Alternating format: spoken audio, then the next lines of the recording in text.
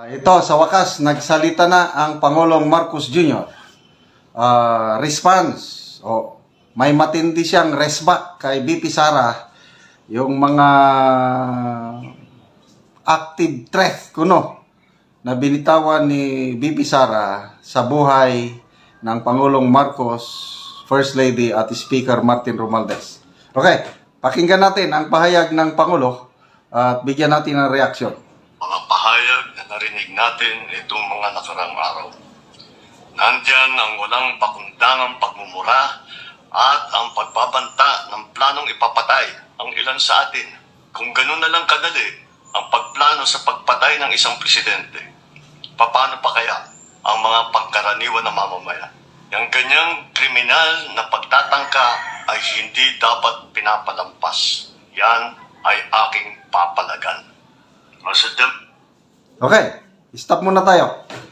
Yan ay aking papalagan. That's a very bold statement. Ano kayang klaseng pagpalag? So, bantayan natin. For me, mas maganda ito na nagsasalita na lang Pangulo kaysa yung tahimik.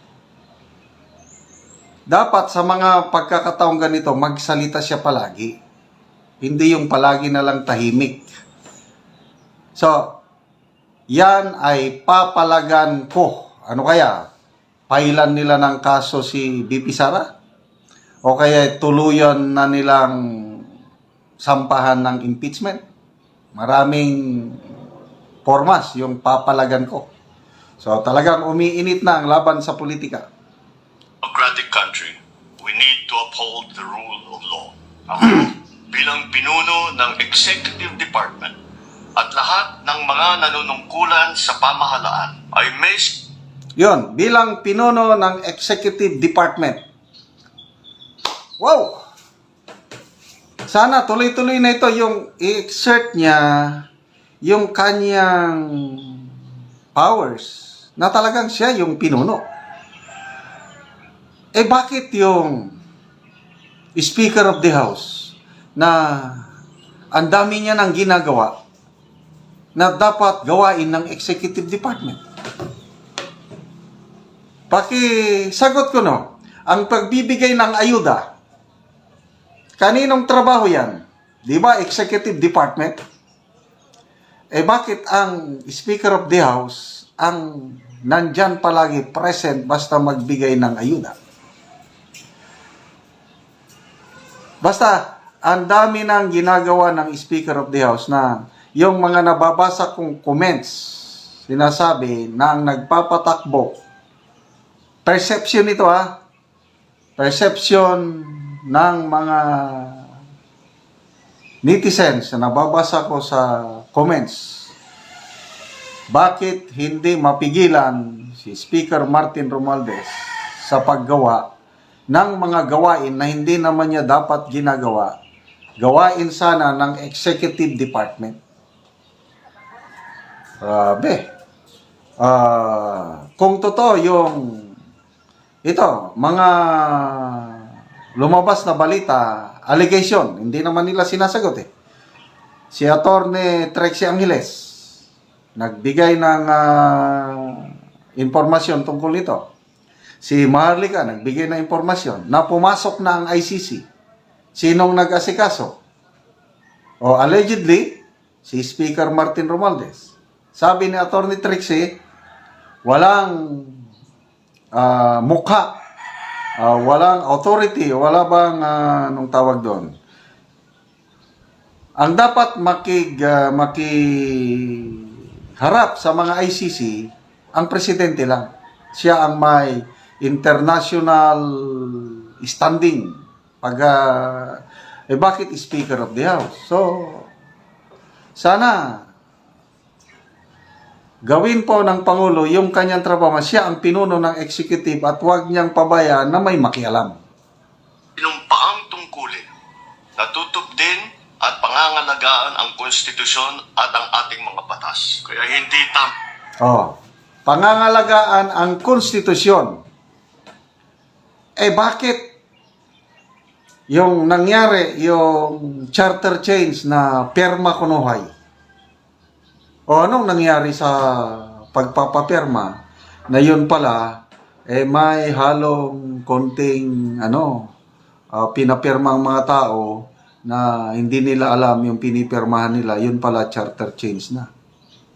O, pangalagaan ng konstitusyon, ano bang problema sa konstitusyon? Kaya nga nagreklamo ang marami dahil nakikita ng karamihan, Catholic Bishops Conference of the Philippines, Iglesia ni Cristo, multisectoral groups, inopose yung charter change dahil nilalapastangan na ang konstitusyon. O anong sabing pangalagaan ang konstitusyon? Ang pagpigil sa mga halal ng bayan sa paghahanap ng katotohanan. Hindi na sana hahantong sa ganitong drama kung sasagutin lamang ang mga lehitimong katanungan sa Senado at sa House of... Tama po, yung sabi ng Pangulo. Sasagutin yung katanungan tungkol sa confidential funds. Ang tanong naman, bakit ang Office of the Vice President lang ang sinisingle out? Kung talagang patas ang ginagawa ng Kongreso, dapat magsimula sa Office of the President, down the line lahat ng mga ahensya na nabibigyan ng confidential funds, dapat pusisihin din. Sabi nga ni Congressman Marcoleta, ang may trabaho sa pagbusisi niyan ay ang COA. Hindi pa tapos ang COA. Hindi pa conclusive yung findings nila. Notice of disallowance pa lang yun. Halos lahat ng ahensya ng gobyerno nagkakaroon ng notice of disallowance, mas malaki pa nga. Billions of pesos na iprograma na ito ni Ted Filon sa kanyang sa programa niya sa News 5. Mas malalaki pa yung notice of disallowance ng iba't ibang ahensya ng gobyerno. Bakit ang nakikita lang Office of the Vice President? Yun po ang tanong. Sana dapat maging patas para hindi magkagulo. Representatives, ang katotohanan ay hindi dapat itokhang. Tapos na sana ang usapang Ang katotohanan ay hindi dapat itokhang. Agree. Kumusta naman yung flood control projects na ipinagmamayabang ng Pangulo? 5,500 flood control projects, natapos na. Na-fact check, sunod-sunod na mga baha, nasaan na? Na-overwhelm lang daw. Inimbestigahan na ba? Di natukhang din ang katotohanan. So, dapat po, patas lang, Si Katunying na, maalala ko ulit si Katunying. Salamat, Katunying, sa inyong pagsasalita. Garapalan na ang katiwalaan, korupsyon sa administrasyon ni Pangulong Marcos Jr. Napakinggan na nga kaya ng Pangulo ito? Nakaabot na ba sa atensyon ng Pangulo yung salita ni Katunying? Diehard Marcos loyalist, si Katunying, sabi niya, garapalan na ang katiwalian. Pag hindi magsalita ang Pangulo, kinokonsente niya ito. Nagsalita na ba kayo, mahal naming Pangulo? Nagbingi-bingian lang?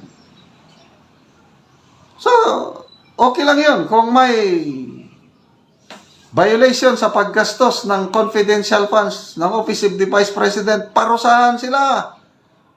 Kailang parusahan din yung iba. Sabi ni Katunying, grabe daw ang mga porsyento ng mga mambabatas. Hindi magsasalita si Katunying kung wala siyang kaalaman tungkol niyan. Marami nang nagsasalita tungkol niyan. Bakit tahimik ang karamihan? Kung tuto pa rin lamang ang sinumpaang panata na bilang lingkod bayan ay magsabi ng totoo at hindi hahadlangan. Imbis na diretsahang sagot, nililihis pa sa kwentong chicheria Hangad ko na matuldukan na itong mga pangyayaring ito sa parang matiwasay at magdadala sa atin sa katotohanan. 12 taon din ako nanungkulan sa magkaparehong kamara ng Kongreso. Batid ko ang kapangyarihan iginawad sa kanila ng taong bayan at ng ating konstitusyon. Dahil dito, itinagalang ko ang kanilang gawain bilang isang independenteng sangay ng ating republika. Kahit ang buong executive branch, lahat ng mga ahensya ay hindi nakakaligtas at parating sumasailalim sa kanilang masusing pagsusuri. Bilang isang bansa, marami tayong mga paghamon na dapat harapin at mga Yan, sinasabi yung masusing pagsuri. Ang tanong, conclusive na ba, final na ba yung pagsusuri ng Commission on Audit? Pakisagot ko no. Hindi ba notice of disallowance pa lang yun? Ang notice of disallowance, nabibigyan ng ahensya ng sapat na panahon para ayusin yung kulang. Ang COA nagbigay February of 2025 ang deadline. Ano ngayon? November of 2024 pa lang. Eh bakit kayo nag-aapura? Suliraning dapat bigyan ng lunas. Sa kabila ng mga pambabatikos, nakatuon ang aking pansin sa pamamahala. Ngunit hindi natin ikokompromiso ang rule of law. Kailangan manaig ang batas sa anumang sitwasyon, sino man ang tamaan. Kaya hindi ko hahayaan magtagumpay ang hangarin ng iba na hatakin ang buong bansa sa burak ng politika. Igalang natin ang proseso. Tuparin natin ang batas. Atake ng bansa sa burak ng politika. Hindi sana magkagulo nito kung hindi dahil sa ambisyon sa politika. Ang ganda-ganda po ng samahan nyo nung una, Pangulong Marcos. Akala namin yung samahan na yan magpapatuloy. Naniwala kami sa inyong dalawa. Unity team.